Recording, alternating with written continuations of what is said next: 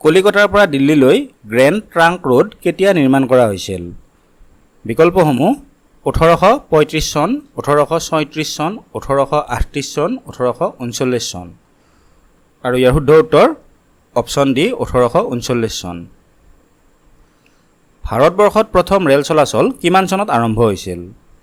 বিকল্পসমূহ 1852, 1853, 1854, 1855। আৰু ইয়াৰ শুদ্ধ উত্তৰ অপশ্যন বি 1853। কিমান চনত অসমত ৰেল চলাচল আৰম্ভ হৈছিল? বিকল্পসমূহ 1881, 1882, 1883, 1884। আৰু ইয়াৰ শুদ্ধ উত্তৰ অপশ্যন চি 1883।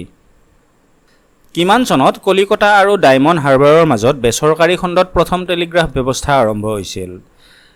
বিকল্পসমূহ 1839, 1840, 1841, 1842। আৰু ইয়াৰ শুদ্ধ উত্তৰ অপশ্যন এ 1839 চনত।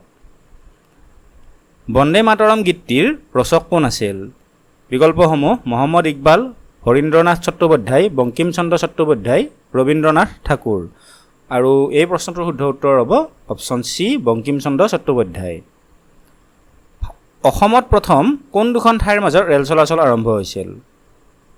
বিকল্পসমূহ শদিয়া ডিব্ৰুগড়, নাহৰকটীয়া ডিব্ৰুগড়, তিনিচুকীয়া মাকুম, ডিগবৈ তিনিচুকীয়া। আৰু ইয়াৰ শুদ্ধ উত্তৰ অপশ্যন এ শদিয়া ডিব্ৰুগড়। কিমান চনত ৰাজা ৰামমোহন ৰায়ে ব্ৰাহ্মসভা প্ৰতিষ্ঠা কৰিছিল? বিকল্পসমূহ 1826, 1828, 1834, 1838। আৰু ইয়াৰ শুদ্ধ উত্তৰ অপশ্যন বি 1828। ভাৰতবৰ্ষত সতীদাহ প্ৰথা সম্পূৰ্ণৰূপে বন্ধ কৰাত দুগৰাকী ব্যক্তিৰ হাত আছে। এগৰাকী ৰাজা ৰামমোহন ৰায়, আনগৰাকী কোন? বিকল্পসমূহ Keshab Chandra Sen, William Bentinck, Rabindranath Tagore, Lord Dalhousie. আৰু ইয়াৰ শুদ্ধ উত্তৰ অপশ্যন বি উইলিয়াম বেণ্টিংক। 1817 চনত কোনগৰাকী ভাৰতীয় ব্যক্তিয়ে কলিকতাত হিন্দু কলেজ প্ৰতিষ্ঠা কৰিছিল?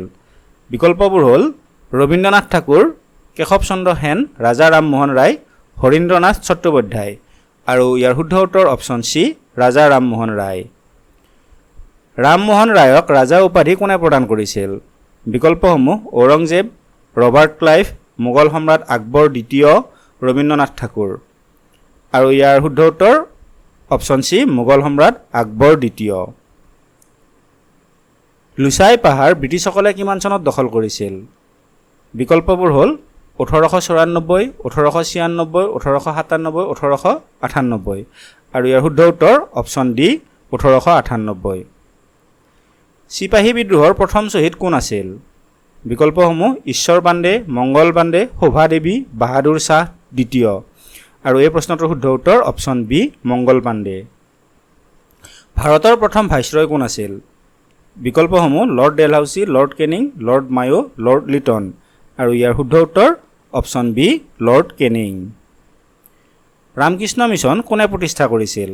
বিকল্পসমূহ ৰামমোহন ৰায়, কেশৱ চন্দ্ৰ সেন, স্বামী বিবেকানন্দ, এনি বেচাণ্ট।